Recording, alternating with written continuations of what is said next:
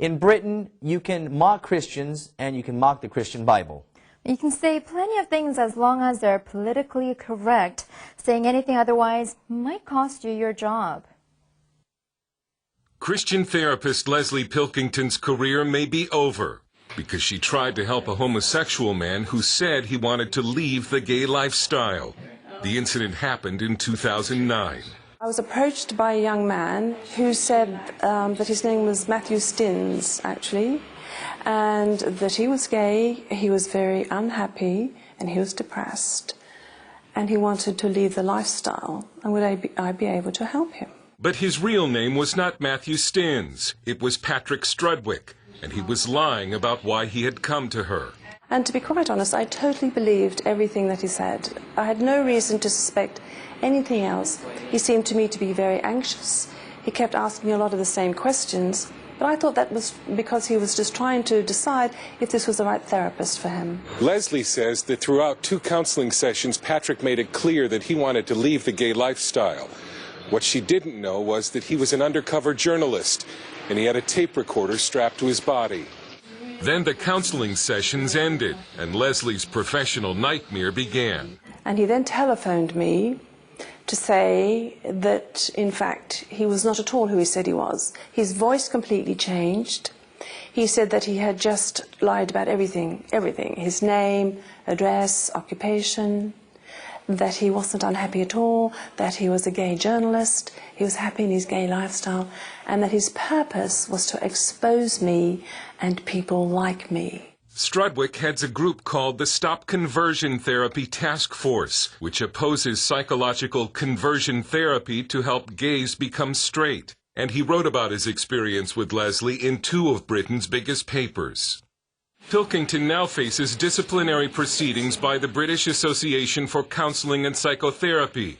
Among her transgressions, praying to God to heal Strudwick of his homosexuality, and having an agenda that homosexuality is wrong. She could lose her accreditation.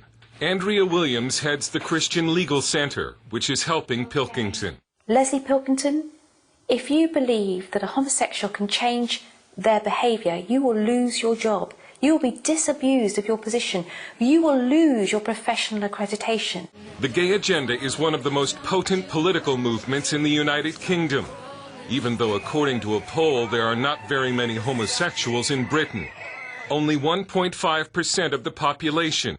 That's 750,000 homosexuals in a nation of 60 million people.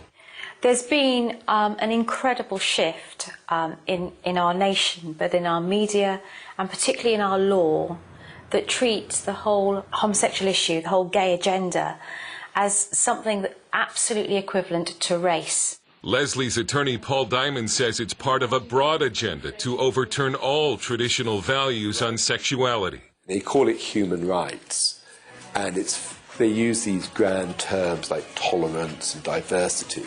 There's a hard-nosed political agenda of which an objective appears to be to remove Judeo-Christian morality from the public realm.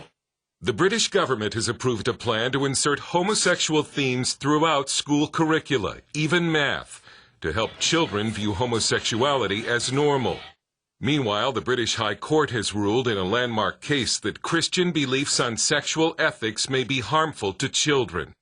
It was argued the state has a duty to protect vulnerable children. The government in Britain argued this from being infected with such ideas being Judeo-Christian views on sexual morality. One of the riskier things to say in Britain today, especially if you're a therapist, is that homosexuals are not born that way, or that homosexuals can become heterosexual. After Strudwick's undercover investigation, the British Medical Association decided to brand gay conversion therapy as harmful. Strudwick told that gay people in Britain are, as they are everywhere, at risk of hate, intolerance, and persecution. He said there is no empirical evidence conversion therapy works, and there is plenty of evidence that conversion therapy does damage. He added that love needs no cure. Diamond and Pilkington say conversion therapy works. People do change after treatment, and it has a high success rate, and there's no evidence of any harm. That is actually the evidence. The science actually backs up the Word of God. And as Christians, it's to be encouraged to hear that science is backing up the Word of God, and that you are not born that way. Pilkington, who has a son who is gay, waits to see if she will be banned from ever counseling again. She believes God is taking her through this experience and using it in people's lives. I also feel that the Lord's giving me an opportunity in that to try and speak to those who are in a homosexual lifestyle but who are unhappy.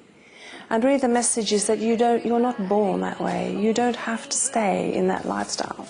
There's hope. And that's a really important message for today, that there's hope.